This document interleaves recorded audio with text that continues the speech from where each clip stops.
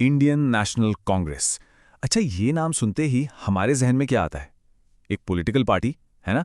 लेकिन इसकी कहानी सिर्फ एक पार्टी की कहानी नहीं है। नहीं, ये एक आइडिया के पैदा होने और फिर उसके बदलने की कहानी है। एक ऐसा आइडिया जिसने एक बहुत बड़ी सल्तनत को चुनौती दी, जो अपने ही अंदर के मतभेदों से जूझा और आखिर में एक राष्ट्र को शक्ल दी। तो चलिए इस दिलचस्प सफर को समझते हैं। जरा सोचिए, कुछ पढ़े लिखे लोगों का एक ग्रुप जो एक डिबेटिंग क्लब जैसा ही था, वो दुनिया के सबसे ताकतवर साम्राज्यों में से एक को कैसे गिरा सकता है? यही सवाल तो कांग्रेस की पूरी कहानी का निचोड़ है। और ये सफर कोई सीधा साधा नहीं था, उतार चढ़ाव से भरा हुआ था। देखिए, 1885 में एक बहुत ही मामूली सी शुरुआत हुई। फिर 1907 में विचारों का ऐसा टकराव हुआ कि पार्टी ही दो हिस्सों में बंट गई। इसके बाद 1929 में पूर्ण स्वराज की वो बुलंद आवाज उठी और आखिर में 1942 का भारत छोड़ो का नारा गूंजा। हर मोड़ पर कांग्रेस ने खुद को एक नए तरीके से ढाला। तो चलिए कहानी की शुरुआत करते हैं, बिल्कुल शुरू से, उस दौर से जब राजनीति तलवार से नहीं बल्कि अर्जियों और याचिकाओं से होती थी। जरा 1885 के बॉम्बे को सोचिए। देश के अलग अलग कोनों से कुछ बहुत ही पढ़े लिखे लोग एक साथ बैठे हैं। दादा भाई नौरोजी और WC बनर्जी जैसे बड़े नेता। उनका मानना था कि भाई, अगर हम अदब से अपनी बात रखेंगे, अर्जियां देंगे, तो अंग्रेज सरकार हमारी बात जरूर सुनेगी। ये कोई क्रांति की तैयारी नहीं थी, बल्कि एक वफादार विपक्ष की एक बहुत ही धीमी शुरुआत थी। पर देखिए, ये जो एकता थी ना, ये ज्यादा दिन टिकने वाली नहीं थी। बहुत जल्द कांग्रेस के अंदर ही एक वैचारिक दरार दिखने लगी और यही संगठन के लिए पहली बड़ी चुनौती बनी। तो कांग्रेस के अंदर ही ना दो अलग अलग दुनियाएं टकरा रही थी। एक तरफ थे नरमपंथी, जो प्रार्थना, याचिका और सब्र में यकीन रखते थे, तो दूसरी तरफ थे गरमपंथी, जिनके खून में उबाल था। उनका कहना था, अब बहुत हुआ इंतजार, बहिष्कार करो, स्वदेशी अपनाओ और अपनी शिक्षा का इंतजाम खुद करो। और फिर आया साल 1907। सूरत में जो हुआ वो किसी तूफान से कम नहीं था। विचारों का ये टकराव इतना ज्यादा बढ़ गया कि पार्टी दो टुकड़ों में ही टूट गई। ये कांग्रेस के लिए पहला बहुत बड़ा झटका था। अब सवाल ये था कि आजादी का रास्ता कौन सा होगा, धीमा और शांत या फिर तेज और उग्र। इस टूट के बाद कांग्रेस एक नए दौर में दाखिल हुई। अब लड़ाई सिर्फ तरीकों की नहीं रही, बल्कि लड़ाई इस बात पर आ गई कि आजादी का मतलब क्या है। देखिए, 1906 में दादा भाई नौरोजी की लीडरशिप में स्वराज शब्द तो आया, लेकिन तब इसका मतलब था ब्रिटिश साम्राज्य के अंदर रहते हुए स्वशासन या सेल्फ गवर्नमेंट।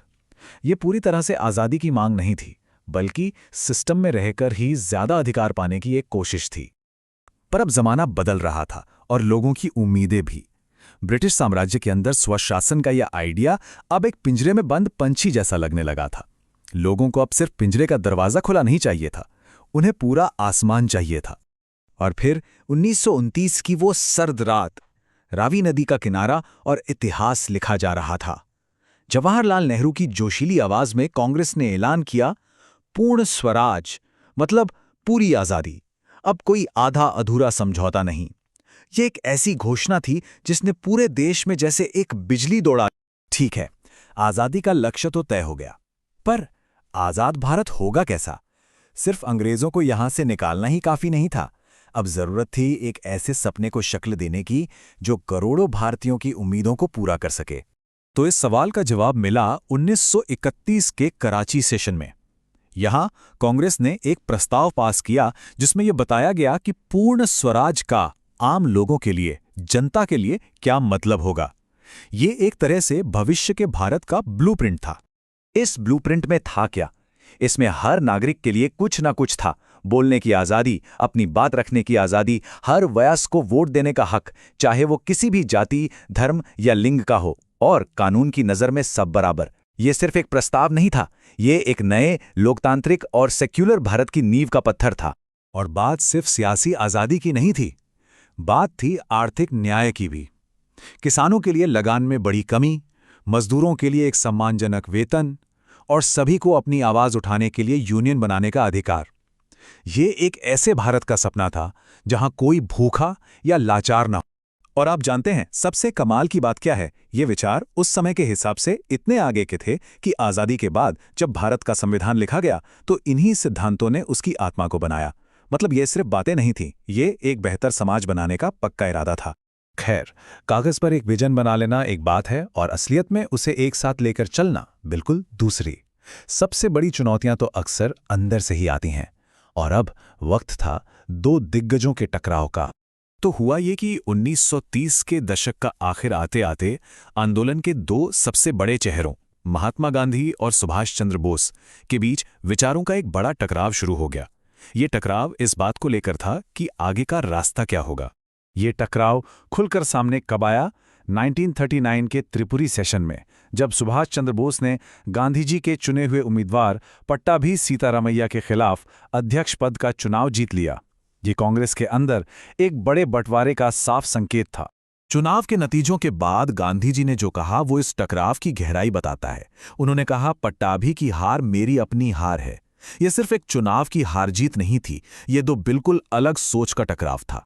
जब विचारों का मेल नहीं हो पाया और साथ काम करना मुश्किल हो गया, तो बॉस ने अध्यक्ष पद से इस्तीफा दे दिया और फॉरवर्ड ब्लॉक नाम से अपना अलग संगठन बनाया। इस तरह उन्होंने कांग्रेस की मुख्य धारा से अलग अपना एक नया रास्ता चुना। इन सभी बहसों, इन झगड़ों और इन सपनों से गुजरने के बाद अब कांग्रेस अपने सबसे बड़े और आखिरी इम्तिहान के लिए तैयार थी। सोचिए, दशकों तक बहस चली, पार्टी टूटी, नए विजन बने। इस पूरी भट्टी में तपकर कांग्रेस अब एक ऐसी ताकत बन चुकी थी जो एक विशाल जन आंदोलन को लीड कर सकती थी। और यही हुआ 1942 में भारत छोड़ो आंदोलन के रूप में, जो ब्रिटिश शासन के ताबूत में आखिरी कील साबित हुआ। तो आखिर में कांग्रेस की ये कहानी हमें सिखाती क्या है? ये हमें बताती है कि कोई भी देश बनाना कोई सीधा सरल काम नहीं होता। ये समझौतों, संघर्षों और एक मजबूत यकीन से भरा एक लंबा, उलझा हुआ सफर है। ये कहानी हमें याद दिलाती है कि विचार कैसे बदलते हैं और कैसे अलग अलग विचारों के टकराव से ही एक मजबूत देश की नींव रखी जाती है। और ये एक ऐसा सबक है जो आज भी उतना ही मायने रखता है।